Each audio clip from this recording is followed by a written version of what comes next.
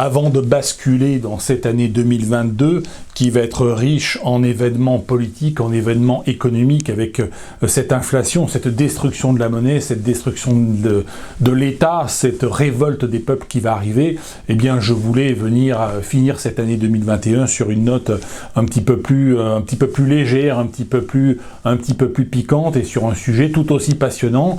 Ce sujet, c'est le sujet des aliens, c'est le sujet des extraterrestres, c'est le sujet notamment du paradoxe de Fermi. Enrico Fermi, prix Nobel de physique 1938, un éminent scientifique italo-américain, italien réfugié aux États-Unis, qui a posé effectivement cette question, mais où sont-ils tous? Mais où sont-ils tous, ces aliens, ces extraterrestres, puisque en scrutant l'univers, eh bien, on n'a jamais trouvé de traces de ces aliens, et sur Terre, on n'en a pas croisé non plus, en tout cas pas formellement. Et donc le paradoxe de Fermi, c'est de dire, pour qu'il y ait de la vie sur une planète, il faut qu'il y ait de l'eau liquide, pendant un temps suffisamment long, pendant plusieurs milliards d'années. Or, il y a dans notre seule galaxie 200 milliards d'étoiles, et autour de ces étoiles, il y a des dizaines, parfois des centaines de planètes, donc avec potentiellement de l'eau liquide. Je rappelle que dans notre système solaire, vous avez la planète Terre, mais vous avez d'autres planètes avec de l'eau liquide, notamment la planète Europa, qui est une lune de Jupiter. Vous avez Ganymède aussi, peut-être d'autres lunes de Jupiter ou de Saturne qui peuvent posséder de l'eau liquide pendant plusieurs milliards d'années, parce qu'il faut aussi du temps pour que la vie se développe, mais l'univers a 13,8 milliards d'années. Donc comment se fait-il dans un univers aussi vieux et dans un univers aussi vaste, avec 200 milliards d'étoiles par galaxie et 100 milliards de galaxies dans le monde, dans l'ensemble de l'univers, comment se fait-il qu'on n'ait aucun signe d'aucune civilisation extraterrestre? C'est le paradoxe de Fermi. C'est la question à laquelle je vais répondre, avec une réponse naturellement un petit peu originale par rapport à ce que vous pouvez trouver sur Internet. C'est le sujet de la vidéo du jour, c'est parti.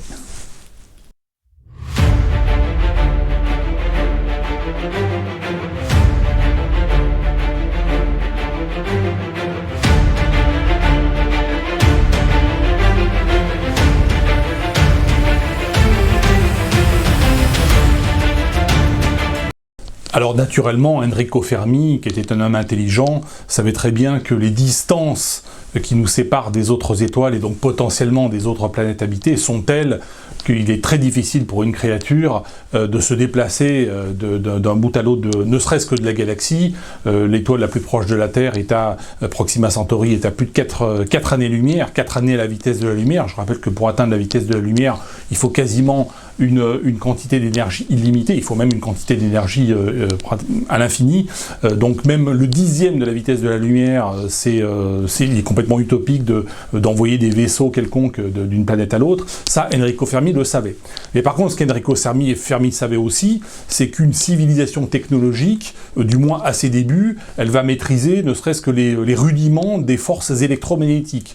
Or, l'électromagnétisme nous a amené à maîtriser notamment ce qu'on appelle les ondes radio, qui sont des ondes dont la fréquence électromagnétique, dont la fréquence est inférieure à 300 GHz. Ces ondes radio sont émises par toutes les étoiles de l'univers émettent des ondes radio, mais également toute civilisation technologique va forcément, ne serait-ce qu'au début de la civilisation technologique, maîtriser ces ondes radio, ce que nous faisons nous sur Terre depuis un siècle.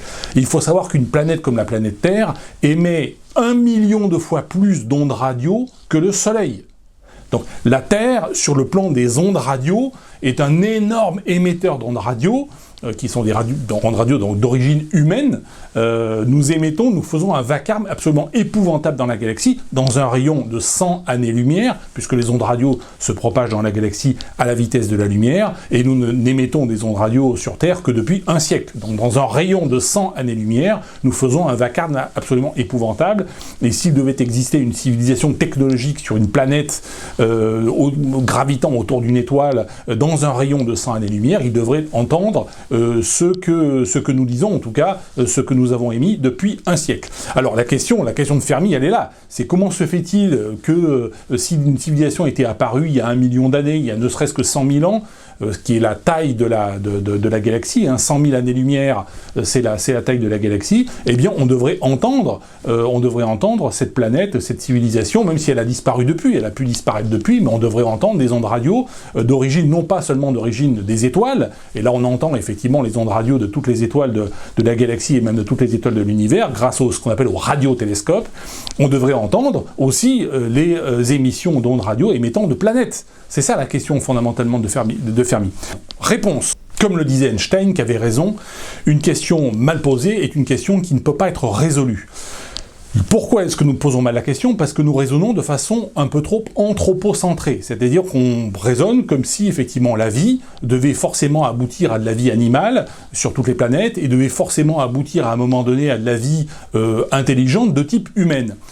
C'est ne pas tenir compte de la réalité de la vie. La première réalité, c'est la réalité de la diversité.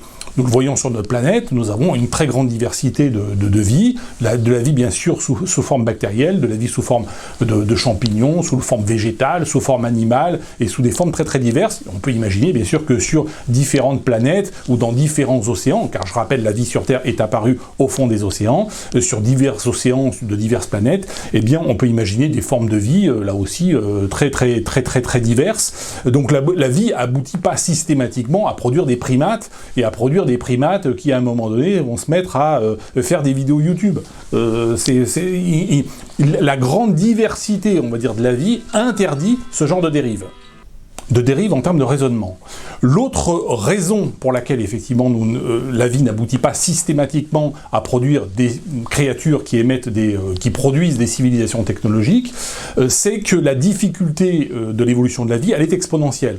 Donc pour passer de la vie, on va dire des acides aminés à la vie monocellulaire, il y a un certain degré de difficulté, mais pour passer du monocellulaire au multicellulaire, on peut imaginer que la difficulté n'est pas linéaire, mais qu'elle est exponentielle, qu'il est 2 fois, 3 fois, 10 fois plus difficile pour passer de l'étape 2 à l'étape 3. Et pour passer de l'étape 3 à l'étape 4, qu'on a connue sur Terre, c'est-à-dire une vie non seulement multicellulaire, mais des animaux, effectivement, ou des plantes beaucoup plus sophistiquées, et bien à chaque fois qu'on monte d'un degré, effectivement, dans la complexité, cette complexité, elle est exponentielle. Donc on peut imaginer, effectivement, que si cette difficulté est exponentielle, que la difficulté pour arriver, effectivement, à des créatures suffisamment sophistiquées pour maîtriser leur environnement et pour vouloir transformer leur environnement, eh ben la difficulté est telle que la probabilité pour que ce phénomène arrive, même à l'échelle de milliards d'étoiles et de planètes, ne serait-ce que dans notre galaxie, et je ne parle pas des 100 milliards de galaxies dans l'univers, eh bien cette probabilité, elle est très faible. C'est comme si on vous disait, vous allez gagner plusieurs fois à la loterie de suite. Tout est une question, encore une fois, de probabilité des grands nombres. Il y a un grand nombre, effectivement, de planètes dans l'univers, certainement abritant la vie, mais pour passer de la vie simple monocellulaire à la vie multicellulaire, et de la vie multicellulaire à de la vie animale ou végétale ou autre complexe, eh bien la difficulté étant exponentielle et non pas linéaire, eh bien, on aura beaucoup de mal effectivement à avoir on va dire une forme de vie intelligente entre guillemets comparable à celle qu'on connaît sur Terre avec l'espèce humaine. Autre élément, il faut bien considérer que l'être humain, lorsqu'on considère effectivement cette loi de la diversité, n'est pas spécifiquement plus sophistiqué que les autres créatures qu'il y a sur Terre et qui, elles aussi, ont des milliards d'années d'évolution. Est-ce que l'homme est vraiment plus sophistiqué qu'un poulpe, ou qu'une pieuvre, ou qu'un requin? Les requins sont des animaux formidablement développés, formidablement sophistiqués et formidablement adaptés à leur environnement. L'une des caractéristiques de l'espèce humaine, et à l'intérieur de l'espèce humaine, on va dire de la race aryenne, c'est que la race aryenne par rapport effectivement aux autres races humaines, puisque c'est la race aryenne qui a produit 99,99% de la technologie. Il faut bien reconnaître que sans la race aryenne, eh bien effectivement, on aurait des êtres humains sur Terre qui seraient des chasseurs-cueilleurs, qui vivraient en harmonie avec leur environnement, mais les Aryens, eux, ne sont pas adaptés à leur environnement. C'est une anomalie, c'est cette inadaptation qui le conduit à vouloir transformer son environnement et qui leur conduit effectivement à développer cette civilisation technologique. Donc la vie ne produit pas, et même on va dire la vie sophistiquée ne va pas produire systématiquement des créatures de type arien, tel que nous sommes à l'échelle de l'espèce humaine.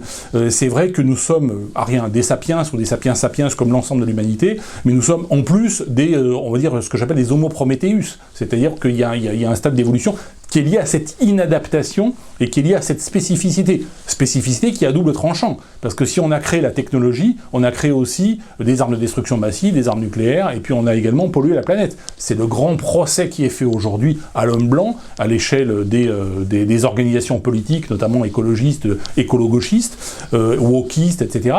C'est de dire, c'est l'homme blanc qui a aussi pollué la planète. Donc on a créé la technologie, mais on a aussi... Cette technologie a été positive sur certains aspects, elle a été aussi négative sur d'autres.